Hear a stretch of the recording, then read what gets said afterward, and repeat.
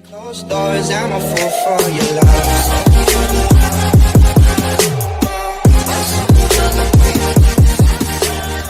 Hey everybody, it's Zach, aka Zach's Reviews. We are back again with another video, and guys, it was Falcon and the Winter Soldier Day. This was literally episode 5, and we only have one more episode left. And guys, this episode was so good. Literally, this was the episode Sam got the shield. And seeing in the snippet I did a reaction to, I think at the beginning of this week, it was really cool to see the snippet of, John Walker saying, "You don't want to do this," and Bucky's like, "Yeah, we do." And that fight sequence in the beginning was so cool, but it was so cool to see it lead up to that, where we see John Walker run into, where he runs into this warehouse after what he did, and I just love how they're because when we saw it looked like they were just trying to fight it, almost it looked like they just wanted to take it, but there was more dialogue, of course, to it. He's like, we don't want you hurting anybody else. You should drop the shield and just turn yourself in. Maybe you could try that, talk to them about it or whatever. But he was trying to help John out almost, but John he's lost his mind now. We're at the point where he's just too far gone, and it was just a sick fight. Literally, John was literally trying to go for kill shots on them, trying to make them not want it to make them not be able to take the shield. And oh my god, Bucky and Sam did not hold back at all, and I love that. The whole scene was sick. Literally, I can't believe it, but I was like, yeah, Bucky, kick his ass, man, kick his ass, because Bucky is known to be a great fighter, and I was like, kick his butt, man, end him, just get him on the ground, take the shield, and get out of there. Bucky, you're the person that get this going, let's get it going. But Bucky got smacked so hard with the shield that but he got hit so hard with the shield that he literally flew into a pillar, and his arm was not functioning. There was just a cool freaking fight scene, and the way Sam was using his wings, trying to get him on the ground to get the shield off him. He used that his almost I guess you could call it, almost he I forget the word you use for it, but he tried to repel the shield and grab it with his Gatling a gauntlet, and he was getting it, but John was trying to stop him from pulling it away from him, and that was just a cool fight sequence overall. And I love that. It's when Sam and Bucky both work together, they could do anything. And of course, Sam has been around people like that, so he's really good at fighting people like that. And I love it. It's Sam doesn't care what powers that anybody has, he's just going for it, and I love that. And it's just I just love how it was a cool fight sequence just to see finally they're getting the shield back, and there was just a lot of it was crazy to me because at the end of the thing, they end up getting before they get the shield, John Walker literally rips off Sam's wings and literally is about to put the shield in his dome, but freaking Bucky comes over and stops that from happening, and and that was just and starts fighting him, and then next thing you know, Sam gets up, grabs the shield because Sam ends up getting it off of him for a second, runs at him while Bucky's fighting him and hits him, and they all fall on the ground, and pretty much, Bucky picks up the shield and drops it next to Sam, and that was a very homage to when Steve dropped the shield when Iron Man said it doesn't when Tony said it doesn't belong to you. My father made that shield and he just drops it, but almost Bucky dropped it literally next to Sam and said, "Look what you did." Essentially, this happened because of you, and that was just a sad moment because it's all that wouldn't have happened if he would have just taken up the mantle. And just to see him trying to wipe the blood off Sam, he's trying to wipe the blood off of what John did to Nico, and just seeing how it can't be wiped away. It's not that easy, and you can really see it in Sam's face. What have I done?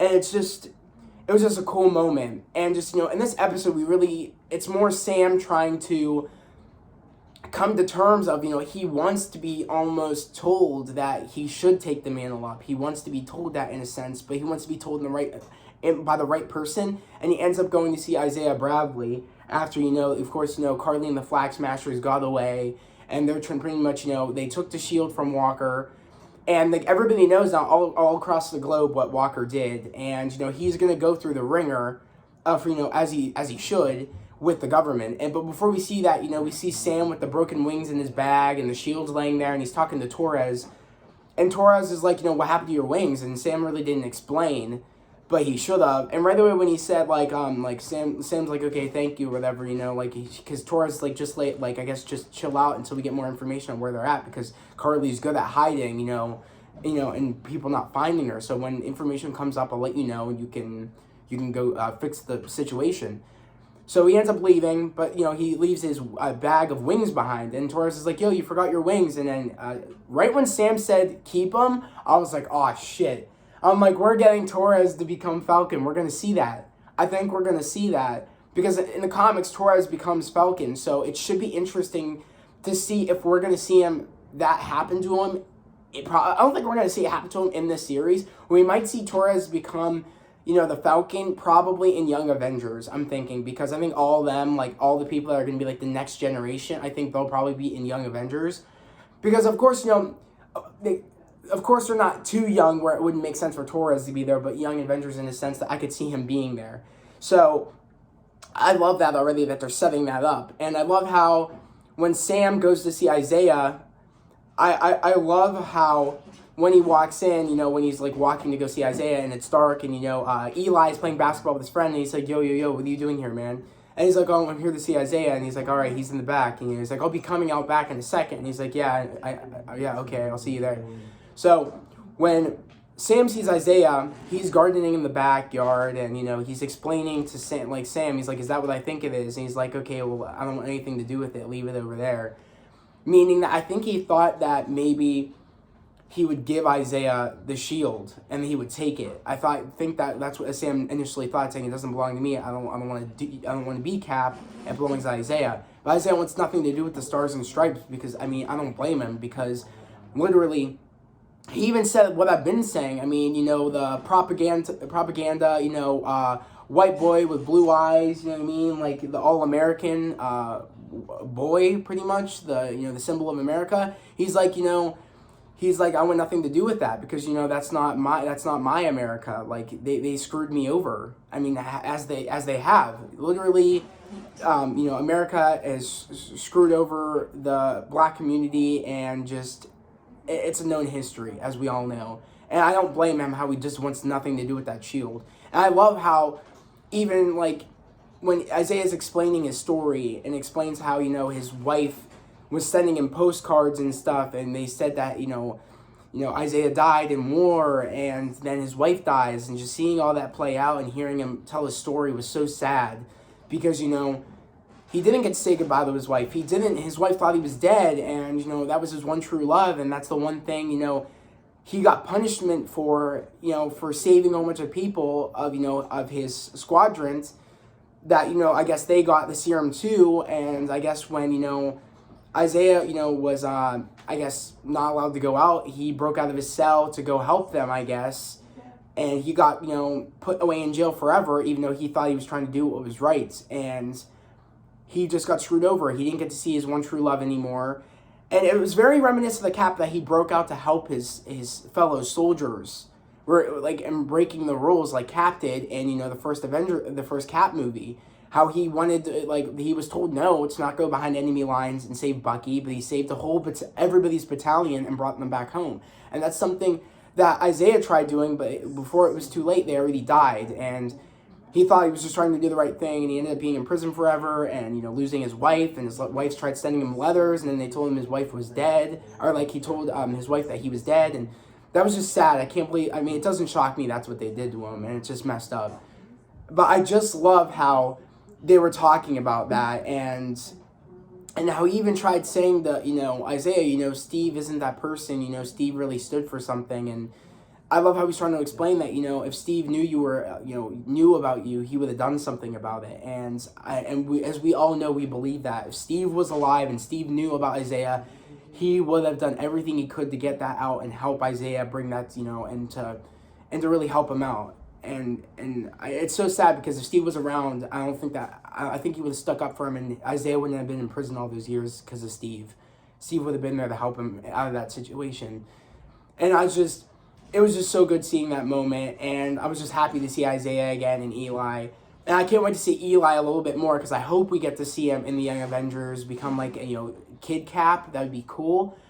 So I'm excited to see that all play out. And but literally then we get to the point where, after that, situation where he says he wants nothing to do with it, and he hears about, Isaiah's story, he ends up going home. He calls, his sister Sam and says, I'm coming home. And he's trying to work on the boat, they're getting ready to sell it, even though he doesn't want to sell it. And of course, Bucky, he wanted to, after him dropping the shield next to Sam, he just wanted to go find Zemo and fix the situation. And of course, Zemo was at the, Sokovian Memorial in Sokovia, and, he thought that, Bucky was going to shoot him, but Bucky had no bullets in the gun and dropped the bullets on the ground saying, I'm not going to kill you. Like, that's what you expected me, that there's a side of me there. And yeah, you might think Carly's far gone, but we're going to do it our own way, and we're going to try to help her out and fix the issue and try to save her, because that's what Sam's going to want to do, as we all know. So I love how, I said the Dora Milaje are going to take him. He's not going to let, he's not going to want to, because he's the one that let him out. So he's like, I'm going to let the Dora Milaje take you to the raft. And right when they said the raft, because I've been telling my sister that Zemo is going to the raft. He is so high up on their their big threat list. He's going to the raft, and I bet you that's where Abomination is. I bet you that's where John's going to be going after all this is done playing out. I bet you they're all going to go to the raft, and I bet you they're going to be a part of the Thunderbolts. People have been speculating that. I've been speculating that, saying these villains that they're building up for these young Avengers that they're building up are going to go against their their counterparts in a sense, and I know that's what's going to happen. So it makes sense that that's what's going to happen. That Zemo would go to the raft. I bet you John's going to go to the raft. I bet you, Thunderbolt Ross is going to recruit all these guys and make the Thunderbolts like the Thunderbolts. And I bet you at some point we'll see, of course, Thunderbolt Ross turn into Red Hulk at some point. I bet you that will happen maybe in She-Hulk, because that's going to be a series. I'm thinking maybe that's what they're going to be explaining a little bit more, that, there's, She-Hulk, so, Thunderbolt Ross is going to be in it and become Red Hulk, because Abomination is going to be in it. So I bet you that's all going to play out. And then we might get, a scene where Thunderbolt Ross recruits, U.S. agent at the end, which is, I think John Walker is U.S. agent now. I bet you we're going to see a moment where that happens at the end credit of this, show. And at the end of the credit of She-Hulk, we'll see him recruiting Abomination and all that crap. So I think it's building up to that. But I love how also, when he goes to go do the boat, we see what's happening with John. And I love how John finally is getting in trouble for all the crap he's been pulling. So finally, he got retired right away. He got the Stars and Stripes of his the Captain America title stripped from him. He got all of his titles beforehand stripped from him. He's retired, pretty much vet now. He's retired, and he's not allowed to do any more combat, as he should. He's like, you're lucky. The guy that gave him the shield originally said, you're lucky we're not court-martialing you and putting you in jail. Because, so I'm pissed he's getting off the hook, though. In a sense, he should be put in jail. But I think since he's going against the rules now, and because we see him talk to Hoskins' family, and pretty much they said, did you get the right person that killed our son? Meaning Nico was not. He's like, yeah, I did. Carly was. So, of course, after that moment, he feels like, oh, damn, I lied to them. That's not the actual person that killed Hoskins. I need to go after Carly. So I knew he was going to want to get put back on the uniform, make a different shield, because somebody actually caught the scene of the mid-season finale trailer, caught that, when John's walking through the streets of New York, he's got a different shield. And at the end credit of the show, we end up seeing him build a shield. And I was like, okay, that makes sense. He's building a shield like he had his own shield in the comics. And I'm wondering if, clearly he's not spray painting it black and red, apparently, because, we see him spray painting it red, white, and blue because he still thinks he's Captain America. But I'm wondering, at some point, will we see him rock his black and red uniform? Because it already looks like the uniform from the comics. It's just, it needs to be black and red. And I'm wondering if we're going to see the shield maybe get really dirty to a point where it looks black and red, and it'll be like your U.S. agent now. I'm excited. I feel like it's building to that, his official title, U.S. agent, and I can't wait to see that. So, while that's going on, with everything, and we see Bucky, after he gives the Dora Milaje, Zemo, he ends up going to see Sam, and they end up having, pretty much great bonding time while they're both, waiting for information on Carly before they get the word of where she's at. They're kind of like, Bucky's trying to help, Sam out with the boat, and Sam's giving him a great advice to be like, they're opening up to each other finally. They're understanding. He's like, you hurt my feelings when you retired the shield because that's all I had left of my time, of, things that made sense to me. It was the shield and Steve and everything. I mean, when Steve was gone, all I had was the shield, and you retired it, and that made me feel sad. It made me question everything. Made me question Steve. Made me question you. Made me question, me. Like, it made me question everything. And I love how they just had that moment, because they weren't having that moment when Bucky's therapist was trying to talk to them both. And I love how they're finally listening to each other and bonding over them building the boat. And of course, Bucky's flirting with his sister Samantha, and I love that. Of course, Bucky was a big flirt back in the day, and he was really smooth with the girls, and I love how it's still him. So I love those little things, those little Easter eggs, and I love how when Sam asked Bucky to stay with them for a little bit, he stayed overnight, and when he woke up, the kids were playing with the shield, and he got that insight of it's not just you, it's for all the other black kids, and everybody around the world, of what you can make that symbol mean. And I love how Bucky kind of realizes that, and he goes to the boat, and he brings back a suitcase, and the same suitcase after he's done giving Io and the Dora Milaje Zemo, he asks Io, can you do me one last favor, after she says don't come to Wakanda for a little bit, because he let Zemo go, like, to help them out. He let him out of prison, him and Sam. So I love how he's like, can you do me one last favor, and it is building Sam's iconic costume from when he becomes Captain America from the comic books. And I'm so excited to see this costume, guys. So many people make fan art of this costume, but I cannot wait to see what it's going to look like.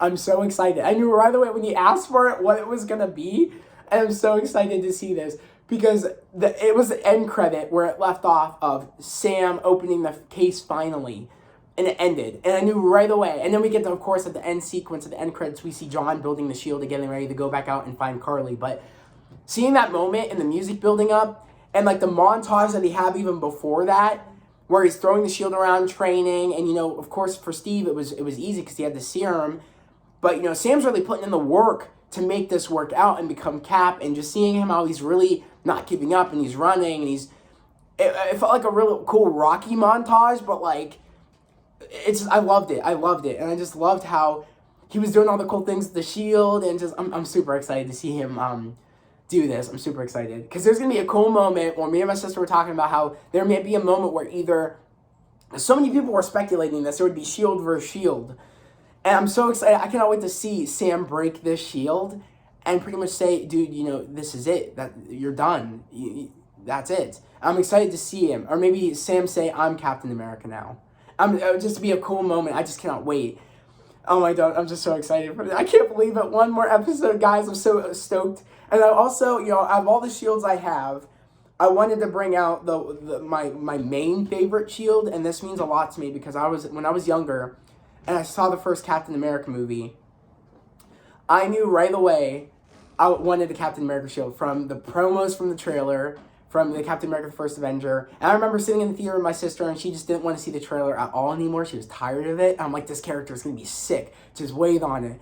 And little do we know now, that's her favorite character. And I knew this was going to be my favorite character. I knew this was going to take over Iron Man's spot. I knew it. Because Cap resonates with me so much. Because his personality, I feel like our personalities are sort of interlinked. That we kind of like, we want to help people. We want to do what's right. And we want to, even though, other people might think, why bother? I always want to help people and inspire people. And I feel like that's why I connect so much with the Steve character and, the Cap character. So I remember I told my dad I want to make a Captain America shield, and this was like when I saw the trailers for it. We had a trash can lid out back, and I remember playing with it all the time. And I'm like, what? Why don't we paint this? So I remember it was a DIY me and my dad did. We painted it. We made it look like the Captain America shield. I took it to the theater for the Captain America the First Avenger movie, and I also took it for the Winter Soldier movie. And I took it to the Avengers movie, the first Avengers movie that they had, and I remember how much I was just, because everybody's like, oh, cool shield you have. That's so unique the way you did that. And I remember at the end of the first Avengers movie, we see the kid running with his friends, with his Howling Commandos, with the trash can lid painted red, white, and blue. And that's when everybody in the audience was like, oh my God, that's what the kid has. And I kind of like, in a way, I felt like I was that kid that was running that, because I knew this character meant something to me. And I just wanted to show off this. I made this with my dad, and I love it so much. I would choose it over all the shields I have. Even the one I just bought, the Falcon and Winter Soldier shield. This one just means so much to me. It has so much history. When I end up having kids, I want to pass this down. I want it to be like a thing we pass down. And it just means a lot to me. Like, I love it so much. If I had to take any of these other shields in battle, I would take this one. Because I feel like it just means so much to me. And just... And also it's an homage because Steve used the trash can lid in the alleyway. And that was just a scrawny kid, from, Brooklyn that you just wanted wanted to do what was right and stick up for the little guy. And in a way, I feel like I'm Steve, a little guy sticking up for the little guy. So yeah, it means a lot to me. So I just wanted to share that little story with you guys. But again, that was it pretty much for the episode, guys. It was the best episode by far, hands down. And the Flag Smashers are making moves. They're teaming up with Batroc, the Leaper, and Sharon set that up. Sharon, I think, is working with the Power Broker, and I think I know who the Power Broker is, guys. That one girl that was talking to John Walker, I think that's the Power Broker. She had the purple in her hair. She had the card that had no name on it. I think that's the Power Broker. I think I think it's going to be interesting. She seemed like a pretty good threat almost. She's like, oh, they deserved it. I'm like, oh, this is definitely the Power Broker. Right when this girl sat down, I'm like, that's the Power Broker right there. It makes sense.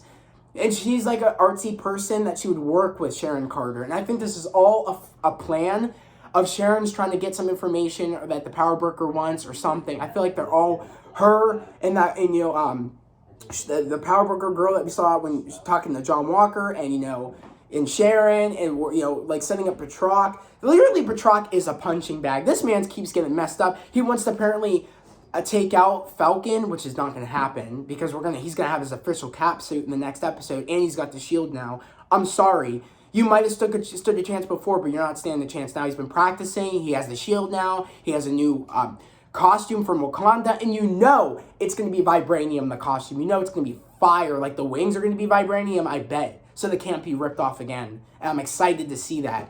So, guys, I can't wait to hear what you guys thought about the show, episode 5 in the comments. And just, what your theories are for the next episode and where you think these characters are going to go. I'm super excited. Again, I would love it if you guys join this family on my channel. And, this channel is about spreading nothing but love, positivity, and motivation. And this family is growing each and every day. We are literally at 256 subscribers. Let's get to 300. I want to get to 300 before my birthday, which my birthday is May 8th. I'm turning 22, actually. So I know it's crazy that I'm turning 22. Sometimes the time flies so much, and I just can't believe I'm turning 22. But without further ado, I'm going to end this video here. I hope everybody has a great day, a safe day. I'll see you guys next time. Peace.